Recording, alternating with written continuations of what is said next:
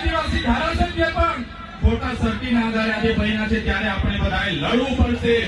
એટલા માટે જ વધારે સમય નથી લેતા. અહીંયા આવીને નાચી કૂદીને છૂટા પડવાની વાત છોડો. આપણા બાળકોને ભણાવો, આપણા લોકોને સિંચાઈનું પાણી મળે, સારી સુવિધા મળે, એ માટે લડો. આદિવાસીએ કોઈ પાસે શિક્ષા નથી છીનવી, આદિવાસીઓએ આજ દિન સુધી કોઈની નોકરી નથી છીનવી, આદિવાસીઓએ આજ દિન સુધી કોઈની જમીનો નથી છીનવી. તો આપણું છીનવાય છે ત્યારે તમે કેમ ચૂપ બેસો છો?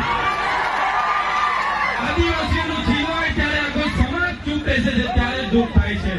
એટલા માટે કોઈ પણ પક્ષ પાર્ટીમાં જે પણ નેતાઓ હોય, વડીલો હોય, યુવાનો હોય, બધા જ લોકોને આજે હું આહ્વાન કરું છું.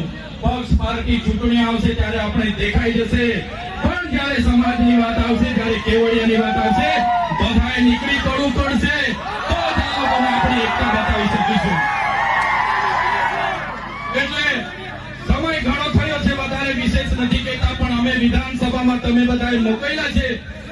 વિધાનસભામાં જઈને અમે બધું જોયું, જાણ્યું, અને આપણા સમાજ સાથે જયારે પણ કઈ થાય છે, મા બહેનો રાતે ફોન કરે, સવારે ફોન કરે અને કહે છે કે અમારી સાથે આપવીતી થઈ છે, ત્યારે મને દુઃખ થાય છે કે આટલી બધી યુવા શક્તિ છે.